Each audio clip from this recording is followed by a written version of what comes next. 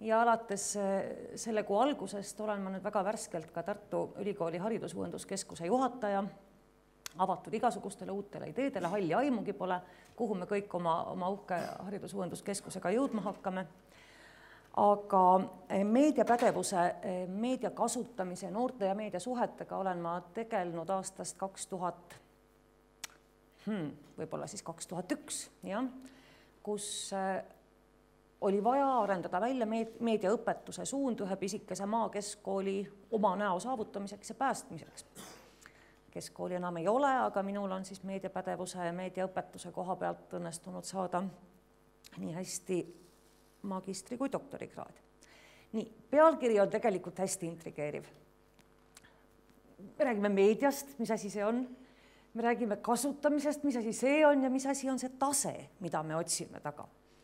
No tegelikult on nüüd siis meil võimalik öelda, et sõna meedia võtab enda alla väga suure ulatusega vastandeid. Ühest küljest me räägime massimeediast, mida toodetakse päris suurte investeeringutega, päris professionaalselt ja teadlikult mõjukust taodeldes või kasumit taodeldes, ehk siis kogu see uhkus, mida te loete lehtedest, vaatate telekastega, siis kui see teile meeldib, siis see ei ole juhus. Selleks on tehtud jõupingutusi, et teile avaldada mõju ja et teile meeldida.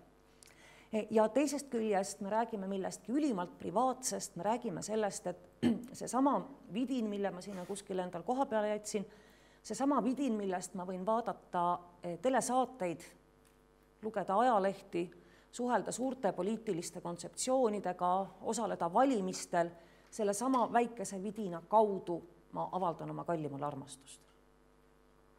Ja võib-olla isegi peaaegu samal hetkel. Ehk siis kuidagi need kasutuspraktikad viivad meid 1 sekundiga kui sedagi väga isiklikust alast väga laia maailma. Ja vahetevahel võib juhe natukene kokku minna seetõttu. Ehk siis massimeedia ja suhtlemistehnoloogia kuuluvad mõlemad meedia mõiste alla. Mis on kasutamine? Väga traditsiooniline ja super ajast ja arust kontseptsioon on see, et meediakasutaja on see, kes vaatab telekat, loeb lehte, ma ei tea, kuulab raadiot, tarbib meediasisu. Tegelikult ütleme, kui me räägime siin Euroopa Liidu audiovisuaalsete meediateenuste direktiivist, siis jah, seal tegelikult vaadataksegi auditooriume peamiselt tarbijana. Aga see aeg on nüüd natukene möödas küll, kuna kasutamine tähendab tegelikult tänapäeval ka väga aktiivset osalust sisuloomes. Kui te vaatate näiteks, kas nüüd hakkas jälle mingi näosaade äkki või? Nii. Kas keegi tunneb kedagi, kes on kunagi hääletanud seal kellegi või millegi poolt? Mitte keegi? No, eks ole. Ja selle hääletusega, mis tegelikult on justkui lihtsalt oma telefoni kasutamine, ma ju tegelikult osalen juba kaudselt ka sisuloomes. Sest meie valikutest, meie telefoni kasutusvalikutest sõltub see, mis läheb järgmine kord eetrisse, mis ei lähe, kes saab edasi, kes ei saa. Ehk siis, kui me räägime meedia kasutamisest, siis meil on põhjust pidada siin silmas mingisugust, kas või osaliselt teadvustatud tegevust, kas siis sisu tarbimiseks või sisu loomiseks. Nii, aga kui me nüüd räägime mõõtmisest ja tasemetest, siis mis asja me siis mõõdame? Kas me mõõdame meediakasutuse hulka või meediakasutuse headust, seda, kui hästi keegi seda oskab? Mõned aastad tagasi juhtus selline väga naljakas lugu, kui keegi Tartu Ülikooli tudeng üritas uurida siis noorte meediakasutust, hästi populaarne teema, mitu tundi päevas oled internetis, mitu tundi päevas kuulad raadiot, mitu tundi päevas loed ajalehti, raamatuid. No, noored vastasid väga ausalt, mis te arvate, mitu tundi päevas siis noor keskmiselt viibis meedia mõjuväljas? No seal tuli midagi 26,5 või umbes niimoodi. Et tohutult raske on juba traditsiooniliste meetodite kaudse uuridagi meediakasutust, saati siis veel aru saada, et mida see hulk meile annab või kui ma näiteks loen arvutist interneti kaudu telekat ja vaatan sealt, vaatan sealt ühtlasi selle tele või selle ajalehe toodetud videoklippi, no mida ma siis teen? Kas ma tarbin televisiooni, vaatan liikuvat pilti, loen ajalehte, kasutan internetti, ma teen seda kõike korraga ja mul telekas mängib ka veel taustal. Ehk siis igasuguste tasemete puhul meil tekib alati väga suur küsimus, et mida need meile näitama peaksid. Ma olen teinud siin punaseks sõnakese meediapädevus, kuna see minu arvates on praegusel hetkel isegi veel natukene kõnekam kui sõna meediakasutus. Sest kui me midagi üritame kirjeldada, kas siis kvalitatiivselt või kvantitatiivselt, siis kasutus jääbki väga deskriptiivseks. Vaatame siin natukene seda meediapädevuse momenti edasi. Meediapädevus on väga isiklik asi minu hinnangul. Ma tean, et väga paljudes riikides maailmas nähakse vaeva ja Euroopa Liit näeb vaeva ja kõik näevad vaeva sellega, et mõõta kuidagi meediapädevust ja võrrelda riike meediapädevuse aspektist. Neid projekte on olnud kümneid, kui mitte sadu. Metoodikat, mida me võiksime usaldada, praeguse hetkeni ei ole. Me võime kirjeldada erinevaid kasutuspraktikaid, väga suurte valimite pealt natukene ka mingeid kasutusmudeleid kirjeldada, aga riike võrrelda näiteks meediakasutuse taseme poolest ei saa. Ühte klassi teisega ka ei saa võrrelda, ühte inimest teisega ka ei saa võrrelda. Sest meediapädevus on isiku suutlikkus, minu isiklik suutlikkus meediat kasutada, siis seda meediat, mida iganes see ka tähendab, kasutada, mõista ja kriitiliselt hinnata meedia sisu ja meedia enda erinevaid aspekte. Et see on nüüd siis see üks pool, eks ole, et ma suudan meediat kasutada, mõista ja hinnata. Ja teine pool meediapädevusest võiks siis olla see, et ma suudan erinevates kontekstides suhelda. See definitsioonipojuke on võetud nüüd niisugusest dokumendist ürgvanast, nagu te näete, 2007 meediapädevus digikeskkonnas Euroopa lähenemisviis. Kasutan seda sellepärast, et midagi paremat ei ole mulle ausalt öeldes ka ette jäänud. Ja jällegi on siin meil koos nüüd selle ühe ukse kaks poolt, väga suur ja väga mõjukas meedia ja väga isiklik suhtlemine. Mida tähendavad erinevad kontekstid, seda ükski dokument targu ei hakka defineerima. Ja mida tähendab suhtlemine, selle kohta ka definitsioon tegelikult puudub. Nii, aga nüüd, ehkki meediapädevus on väga isiklik asi, on see ikkagi väga selgelt seotud ka konkreetse teabekeskkonnaga. Rebane on metsas vägagi pädev, sest ta loeb kõike seda, kogu seda informatsiooni, mis seal on. Mina ei ole metsas nii pädev, aga Viru keskuses ma saan palju paremini hakkama.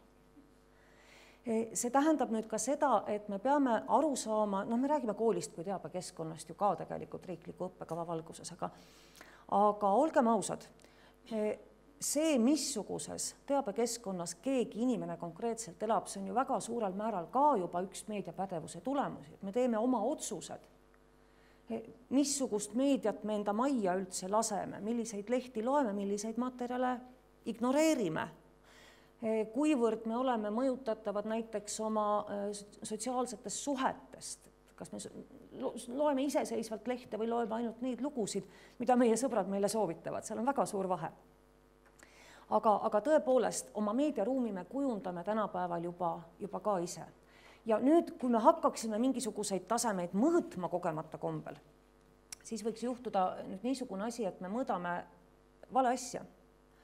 Et me võime näiteks saada ühe tulemuse, et mul on siin Juhan, metsikult meediapädev, kõike kasutav, kõike oskab, paneme talle 5. Ja mul on siin Peeter, kes näiteks on otsustanud, et tema suhtleb peamiselt Alexandre Dumas romaanide prantsusekeelsete versioonidega. See on tema meediaruum.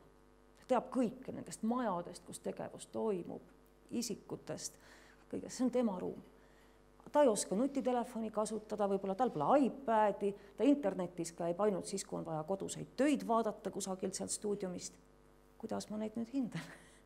Täiesti võimatu, eks ole. Ma ei saa öelda, et üks laps saab siin 5 ja teine saab 2 hindeks. Nii et see meediaruum, teabekeskkond, milles me elame, on mõnes mõttes siiski ka väga enda otsustada. Samas, eks me natuke vägivallatseme oma laste kallal ikka, näiteks praegu, kui me tahame kodanikuks inimest kasvatada selliseks, kes vahetevahel ka valimas käib ja makse maksab, siis me peame talle paraku õpetama selgeks ka interneti kasutamise. Midagi pole teha, sest riik suhtleb meiega sellisel viisil. ma kasutaks nüüd veel korraks sedasama dokumenti, millele ma juba viitasin, ehk siis meediapädevuse euroopaliku lähenemisviisi dokumenti. Seal tuuakse, selle dokumendi suurim väärtus minu meelest on see, et seal kirjeldatakse ära meediapädevuse erinevad tasandid. Seal on kasutatud tõlkes küll nimetust tasandid, aga minu hinnangul need on pigem meediapädevuse erinevad aspektid. Nii et katsuks mitte hierarhiliselt mõtelda, vaid mõtleme nagu saarekeste kaupa, selliste saarekeste kaupa, mis on nagu legoklotsid üksteisega ühendatud. Kõigepealt siis hea toimetulek kõikide olemasolevate meediavormidega ajalehtedest virtuaalkogukondadeni. Õudselt ilus eesmärk, eks ole. Kõigega tuled hästi toime. Oluline on nüüd siin see tõenäoliselt, et me taotleme seda, et inimesed saaksid aru, mis tüüpi meediumis me praegu oleme. No näiteks ütleme, toome sellise näite.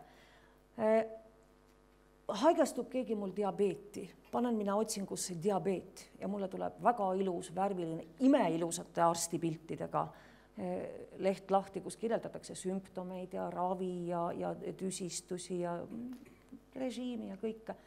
Ja ma loen ja ma saan targaks ja see ilus arstipilt seal veenab mind ka, kuni ma jõuan näiteks viimase reani, kas ma jõuan selle viimase reani, kus ma saan teada, kelle rahastatud see lehekülg on. Suure tõenäosusega soovitatakse mulle seal ühe või teise konkreetse firma ravimeid või ühe või teise firma pulsikellasid diabeetiku trenni jaoks. Nii et see ei ole iga kord lihtne läbi hammustada, et kes ja mis taotlustega on mingisugused materjalid loonud. Jällegi koolina, haridusasutusena me tõenäoliselt natukene peame ikkagi ka avardama õpilaste olemasolevat maailmapilti, ehk siis kui me näeme, et on seal virtuaalkogukonnas täiesti nagu kala vees, siis me võime natukene pakkuda juurde ka neid muid meediavorme, no minu pärast kas või ajaleheni välja, ei ole nad kuhugi surnud veel. Aga kindlasti tuleb siis arvestada ka, et milline on see õppijate enda praegune teabekeskkond. Teine moment nüüd, mille see digipädevuse dokument välja toob, on aktiivne meediakasutus ja meediapotentsiaali parem ärakasutamine. Mulle nii meeldib see. Keegi pole kunagi mõõtnud, kuidas inimesed ära kasutavad meediapotentsiaali enda huvides, aga paremini peab kasutama. Nii et võtame selle siis teadmiseks. Ja siin on tegelikult hästi palju võimalusi, sellepärast, et tõesti meil ei ole ammugi enam vajadust olla meedia suhtes tarbija positsioonis, vaid jah, et ma saan ka oma sõnumi teha kuuldavaks, nähtavaks 5 erineval moel vähemalt ja osaleda siis nende asjade mõjutamises, mida ma tahan mõjutada. Kriitiline suhtumine meediasse nii kvaliteedi kui sisu täpsuse osas on järgmine punkt, millest me võiksime siis rääkida, kas see on olemas. Kriitilisus tähendab nüüd tegelikult seda, et me esitame endale mõned küsimused. Nende juurde ma tuleksin natukene hiljem tagasi. Nüüd veel 3 punkti, mille me võime siis sellest digipädevuse või digikeskkonna meediapädevuse dokumendist üles leida, on loominguline meediakasutus. Ehk siis tõepoolest meediavahendite kasutamine eneseväljenduseks. Te kõik teate seda selfide maaniat ja naudite aeg-ajalt neid selfisid ja noored naudivad ka kohati. Kas keegi on lasknud oma kassil selfit teha? Muide. Aga kui teil on nutitelefon või tahvel olemas, siis te võite endale cat selfie äppi kusagilt alla tõmmata ja kass näeb ekraani peal liikumas väikest kärbest või hiirekest ja kui ta üritab seda patsutada, siis seade temast pilti. Näiteks, eks ole. Ja tõepoolest, kõik võimalused, mis meil on eneseväljenduseks, tulevad siin samuti kõne alla. Nüüd läheb keeruliseks. See järgmine punkt mulle hullusti meeldib. Meediapädevuse alla ühe komponendina kuulub kindlasti ka see, et inimene saab aru meediamajanduslikest protsessidest. Ehk siis ka sellest, et kanalite paljusus on üks asi ja kanalite omandivorm on teine asi. Iga kord ei ole, näiteks kas te olete kunagi mõelnud, miks meil on TV3 kõrval veel TV6 ja siis veel, mis number seal oli veel, 12 või 11, see on vist kanal 2 küljes. Mul on tunne, aga miks neid nii palju peab olema? Olete mõelnud? Et sisu tootmine on kallis.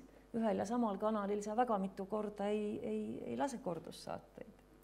Mida rohkem on sul kanaleid kasutada, seda rohkem saad sa tegelikult tabada auditooriumit ka nende teiste kanalite kaudu, selle juba ükskord toodetud sisu kaudu. No see on ainult üks näide, aga meediamajandus on äärmiselt keerukas valdkond ja siin Andres tuleb pärast räägi üle, mis ma valesti räägin, eks ole. Nii, ja viimase komponendina võime me siin rääkida autoriõiguse temaatikast, mis on tegelikult ka üsnagi valus teema, sellepärast et kas autorit üldse kusagil enam on, kas autor on surnud või on ta elus, millised on tema õigused, kellele kuuluvad varalised õigused, kuidas käsitleda autoriõigusi näiteks sotsiaalmeedia kontekstis, see on väga lai, väga valus temaatika, mille taga näiteks väga suurel määral seisab ka see, et miks me siis ikkagi endale koolidesse korralikke digiõpikuid ei ole veel saanud. Kuidas see internetis on selle autoriõigusega? Nii. Aga hea küll, see on nüüd siis selline, kuidas ma ütleks, deklaratiivne või regulatiivne tasand. Head plaanid, head soovitused. Haridusuuringud tänapäeval ei ole ülemäära hästi rahastatud, nagu te tõenäoliselt ka teate. Küll aga on uuringuteks väga palju raha turundajatel. Ehk siis inimestel, kelle eesmärk on välja mõelda, kuidas mingile seltskonnale midagi maha müüa. Ma viitan siinkohal Martin Lindströmi juhtimisel kirjutatud väga heale raamatule, mis on ka eesti keeles kättesaadav. Jällegi natuke vanavõitu ta ju on 2003 ilmunud, Bränd ja lapsed. Tõstke palun käsi, kes seda raamatut näinud on. Ülejäänud minge ja vaadake vähemalt kaant. Aga mina pean ütlema, et sellest uuringust mina isiklikult õpetajana, tollal ma töötasin kooliõpetajana, kui see ilmus, ma õpetajana õppisin pedagoogika ja noorte inimesteni jõudmise kohta rohkem, kui ma olen õppinud mis tahes pedagoogika loengutest või raamatutest. Õudselt hea, väga värske käsitlus. No mis nad seal siis leidsid? No mõned järeldused ainult, mis ma sellest Bränd ja lapsed projektist välja toon, on see, et noored ei usalda eriti ei tulevikku ega täiskasvanuid, sest praeguste noorte elus ei ole olnud mitte ühtegi päeva teadlikus elus, kui nad ei oleks telekast näinud sõda, vägivalda, õnnetusi, verevalamist. See on nende jaoks argipäev. Jutud helgest homsest üldiselt võite sisse soolata. Sest iga päev on uudiseid ja halbu uudiseid järjest rohkem. Mis mõte on siis koguda näiteks raha või teadmisi, kui homset ei pruugi nagu väga ollagi. Ja kui me nüüd mõtleme ka seda, näiteks Martin Lindström tõi välja ka selle, et täiskasvanud ei ole eriti mõtet usaldada noortel, sellepärast et märkimisväärne osa praegusest noorest põlvkonnast ei kasva tuumperes. Nad on kogenud väga palju seda, et täiskasvanud inimesed veavad alt, lähevad ära, ei kanna oma lubadusi välja.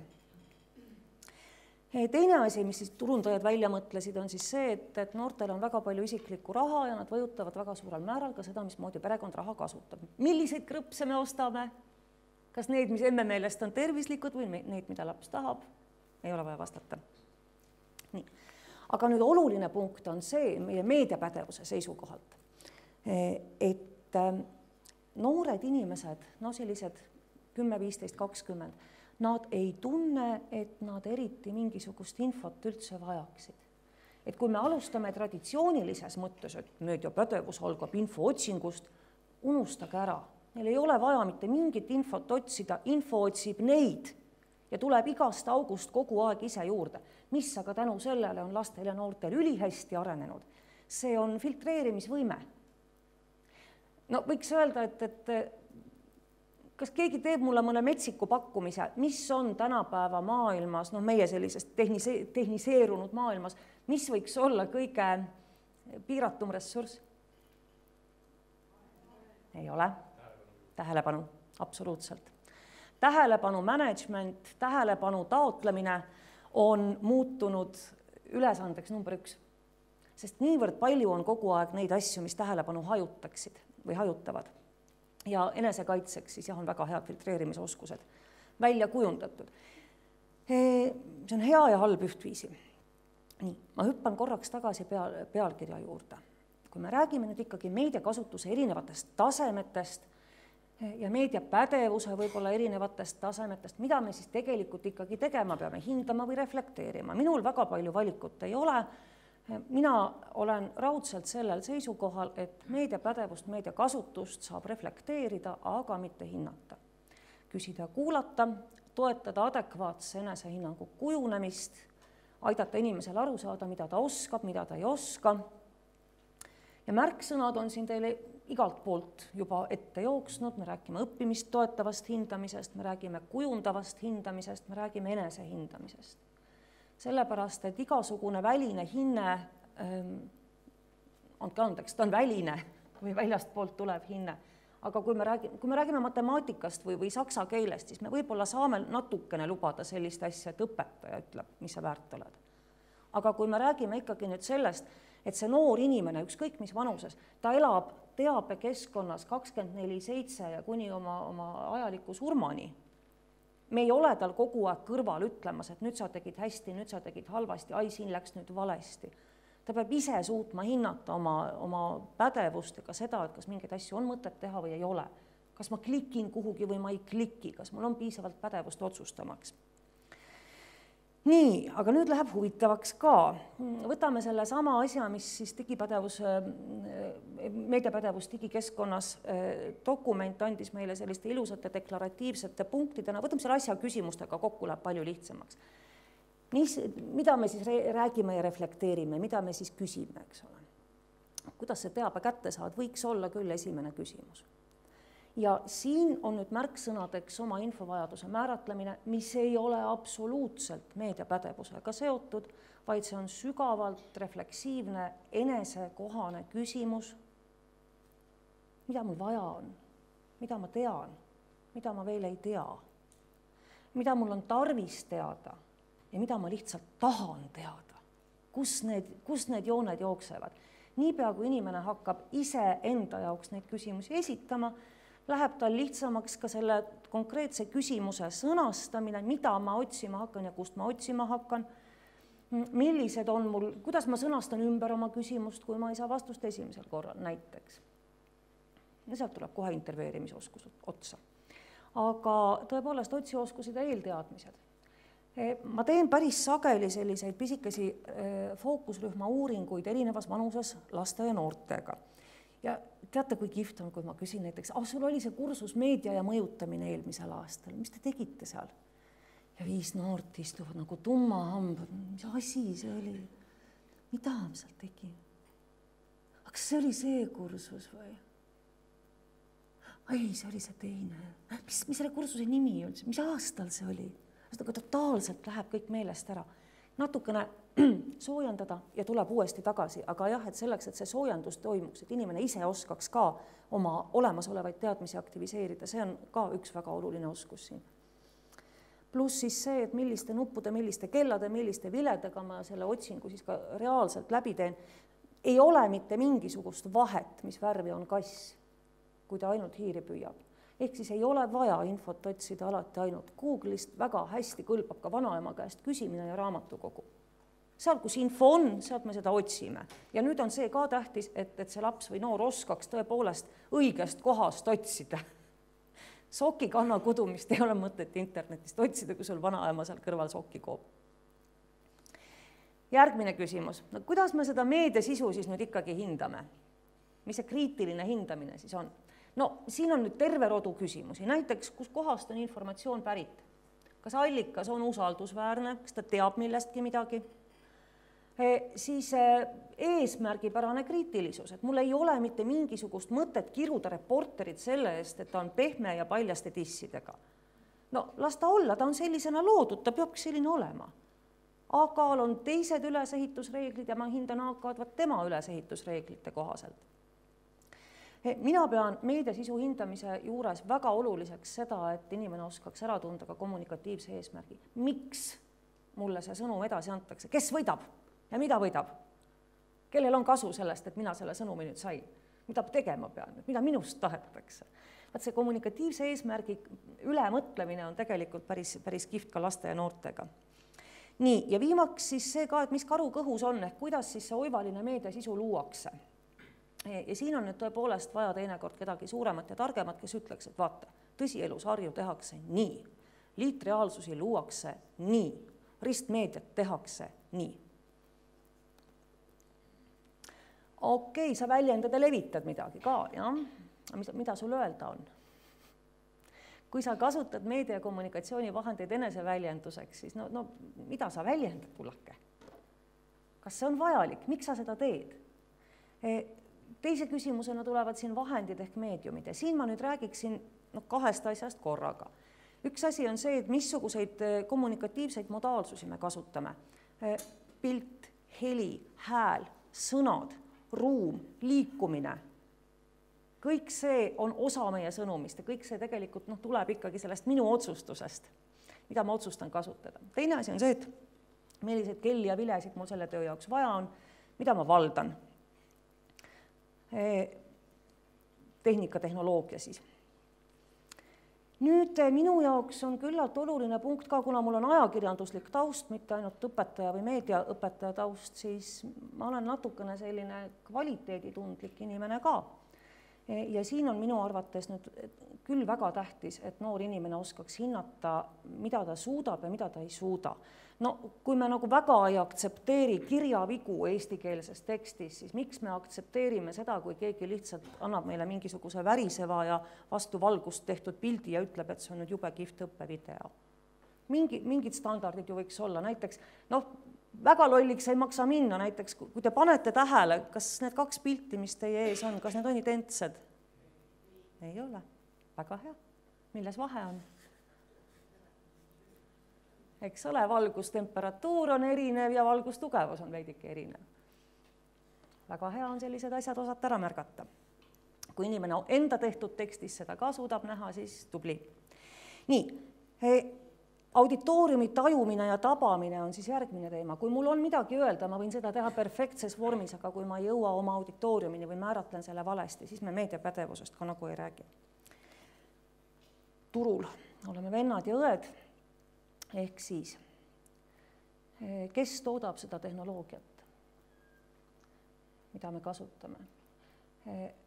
iPadindusest teate kõike, IBM-i strateegiatest teate ka kõike, Samsungi suurepärasest tegevusest Eesti haridusmaastikul teate ka üht-teist, eks ole, et tegelikult alati on kusagil mängus ka mingisugused majandushuvid või poliitilised või mõjuhuvid. Me ei saa neid kuidagimoodi välistada, aga me peame olema neist natuke teadlikud, kui tahame ennast meediapädevaks nimetada. Siis üsna oluline teema on ka binaarse turumõistmine selles samas seoses, et jaa, ma saan mingisuguse tasuta tehnoloogia kasutada, aga kus ja millal ma selle eest raha välja pean käima? Või kui mina tarbin suurepärast meediasisu, olen ostnud näiteks naisteka endale värske või maksan internetiühenduse eest selleks, et vaadata telekat, kellele mind samal ajal müüakse, kellele minu tähelepanu kaubaks läheb. Ehk siis me oleme kogu aeg nii hästi ostjad kui kaup ise. Nii, informatsioonilise enesemääramise õigus sai mulle ka siia pandud veel märksõnaks, aga et see kuulub siis kõigile, ehk siis kui ma oma sisu loon ja levitan, siis kas kõik inimesed, kelle kuva ma näiteks levitan, kelle pilti ja nime, kas ma arvestan sellega, et nemad on sellega nõus, et ma ei riiva kellegi enesemääramise õigust, aga see on natuke pikem teema, sellest võime teinekord edasi rääkida. Mõned murekohad, mis ma siin välja tooksin, on need, et tehnoloogia on läinud petlikult kättesaadavaks ja petlikult lihtsaks.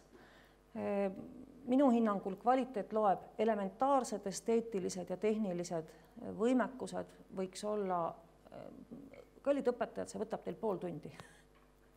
Saada aru kõige esmasematest asjadest, mida näiteks lastega koos produktsioonis või fototegemiseski kas või arvestada. Kvaliteet loeb selles mõttes, et kui te kräppi üles riputate, siis see kräpp sinna üles ka jääb. Üks Tallinna kool on teinud suurepärase eksperimendi ühe konkreetse aine, mida ma ei nimeta, raames on üks konkreetne õpetaja, keda ma ei nimeta, palunud lastel teha muusikavideod ja need YouTube'i lahtiselt üles riputada. Noh, umbes 50 tükki on seal päris lahedad, aga umbes 8-9 tükki on sellised, mida vaadates on piinlik. Need lapsed on ammu selle kooli lõpetanud ja see asi ripub ikkagi seal nende nimede ja nägudega.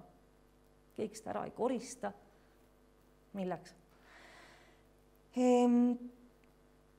Ja auditooriumi määratlemise ebatäpsus, jah, siin võib-olla tõesti jätaksin selle ka praegu vahele, õige sõnum õigele seltskonnale. Küll aga ise ka nagu juba eelmise aastatuhande väljalaskena ma julgen öelda, et nagu põhjendamatu see, kui me jätame lapsed omaette meediamaastikele ulpima ja ise elame oma mullide sees, et nii on teema. Meil on mida rääkida ja võiks nagu üksteisega suhelda küll, mõnikord tõesti õppida lastelt, aga mõnikord õpetada neile midagi, sellepärast, et ega siis ei ole ju asjatult elatud need kaunid aastad, mida me oleme elanud, me midagi ju teame. Et see minu arvates siin natukene eakamad inimesed, üle 20, on nagu põhjendamatult enesekriitilised. Nii, viimaks. Meediapädevus on isiklik suutlikkus konkreetses teabekeskkonnas. Obinitsa poisile 1, Viru keskusse 2. Tõenäoliselt, kui me räägime nüüd uuesti meediakasutus erinevatest tasemetest, siis ma julgen öelda, et me tõenäoliselt oleme kõik tasemel, omal tasemel. Ja ei maksa nagu põdeda, kui lapsed ja noored oskavad mingeid muid asju. Õpetaja sa ei pea olema kõige targem inimene klassis üldse. Areneda muidugi võib. Ja ükskõik kelle käes see impulss siis tuleb ja see ikka mina tänan.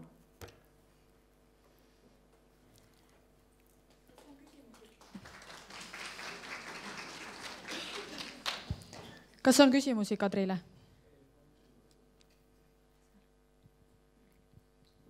Kaarel Haav. Mul on jäänud mulje teie ettekandest, et meediamaastik see on nagu looduskeskkond, kus igaüks võib tegutseda, aga mu kogemused on hoopis teistsugused, et hoopiski seda maailma valitsevad mingid koletised, toimetajad ja nii edasi, kes valivad, kutsuvad arvamusliidreid ajalehtedes, ajakirjades esinema, televisioonis esinema ja nii edasi. Näiteks mul on midagi ütelda hariduse ja ühiskonna kohta, see on nüüd kokkuleppe küsimus, kuidas ja mida ütelda, aga kui ma kirjutan ühele või teisele päevalehele, siis ma ei saa isegi vastust sellele. Sama on ilmselt ka siis televisiooni saadetega. Nii et tegelikult siis need mingid monstrid valivad mingeid arvamusliidreid ja sellised siis kujundavad meie meediamaastiku ja inimestel, kel midagi on ütelda, neil ei lastagi midagi seda teha. No tänu taevale päris nii must see pilt ei ole. Peavoolumeedia kahtlemata teeb oma valikud ärilistel või mõjukaalutlustel, mitte midagi sinna parata ei ole. Siin on omad loogikad, aga õnneks on praegu tõesti meil natuke olukord muutunud, et kui teid tõesti mitte ükski ajaleht ei avalda, siis teil on vähemalt võimalus kas sotsiaalmeedias või blogivormis oma mõtteid siiski väljendada ja elu on näidanud, et head tekstid leitakse üles ka sotsiaalmeediast ja sellistest isiklikest blogidest. See võimalus õnneks on meil nüüd olemas natuke parem kui 20 aasta eest. Kas on veel küsimusi? Andres, soovisin. Tahaks Kadrile aidata, minu meelest oli väga õpetlik moment oli praegusel hetkel, et meie mure on see, et minust ei saada aru. Tuleb keelt õppida, mida see meedia loeb. Et paraku ei ole see keele õppimine niivõrd lihtne, et aru saada, mida see toimetaja teiselt pool aru saab sellest tekstist, mida mina oma peas mõtlesin. Et see on ka üks meediapädevuse asju, millega on vaja tegeleda, et mõista seda, kes istub Delfis, kes istub Rahvusringhäälingus, kes istub õpetajate leheseks ja kirjutada vastavas keeles. Kui kirjutada tekst sellises keeles, mida ta ei mõista, siis ei tule ka vastust. Ja siin ei tasu süüdistada seda, et ta istub vale koha peal. Ei. See süü on meie, kui me ei oska rääkida selles keeles, milles on kanal. Siin hakkab nüüd tekkima väga huvitav kolmnurk, eks ole. Meie Andresega oleme samas kohas kaitsnud oma teaduskraadid. Ja Epp Alatalu, kes ennist teie seisis, on minu kursusekaaslane. Ja üks asi, millest me kõik kolm räägime, on tõlkimine. Päris huvitav selline ajakirjanduslik teema nüüd tekkis siia selles suhtes küll. Ma olen kirjutanud mingi artikli ja seda ei võeta vastu. Ma räägin sellest, et ma pakun, et võiksin kirjutada sellel või teisel teemal ja mil moel täpsemalt seda võib kokku leppida. Nii et see tekst on täiesti kokkuleppe küsimus. Siin ei ole vastastiku mõistmise küsimus. Lihtsalt sa oled minu jaoks mitte keegi, ma ei taha sinult midagi kuulda. See ongi just teksti kirjutamise algus. Mis asi on see pealkiri kõigepealt? Et kuidas kõige lihtsam näide on sellest, millest Kadri võib lõputult rääkida, eks, kuidas pealkiri kedagi köidab. Et kuidas müüakse näiteks... Palju meil aega on? et selleks läheb aega. Et kuidas marketingi inimesed näiteks sunnivad inimesi avama nendele saadetud rämpsposti. Sul on millisekund aega sõnastada sõnum selliselt, et mina selle vastu huvi tunneks. Seesama subject reale kirjutatud 3 sõna näiteks võib olla see, et kas see kiri läheb minema või see avatakse huvitavalt. Ja see on see tekst. See tekst võib olla ka 1 sõna. Ma ei räägi üldse artiklist. Ka pilt võib olla tekst. Ja ka pilt võib olla. See tekst meie mõistes on see sõnum, mille te üritate edasi anda. Et kui see on vales keeles, siis seda ei avata. Aga meil on internet. Kui 1, 2, 3 märksõna kohta midagi ei reageerita, siis on tegemist ikkagi, et üks inimene on arvamusliider ja teine mitte keegi. Teate, mul on ka igasuguseid arvamusi ja ma õpetan hästi palju ajakirjanikke ja võiks arvata, et mul on jube lihtne minna öelda näiteks, kuule sina meie magistrant, mul on sihuke teema nüüd, sihuke allikas, tee see lugu ära. Ta ei tee iialgi. Ta on oma otsustuses vaba ja ta suhtub minusse väga kriitiliselt, kuna ta kahtlustab või aimab, mis on minu motiivid ühe või teise teema ettesöötmisega. Nii et ajakirjanik on oma otsustustes vaba ja sinna ei ole midagi teha tänu taevale, et keegi neile midagi ette ei kirjuta rohkem.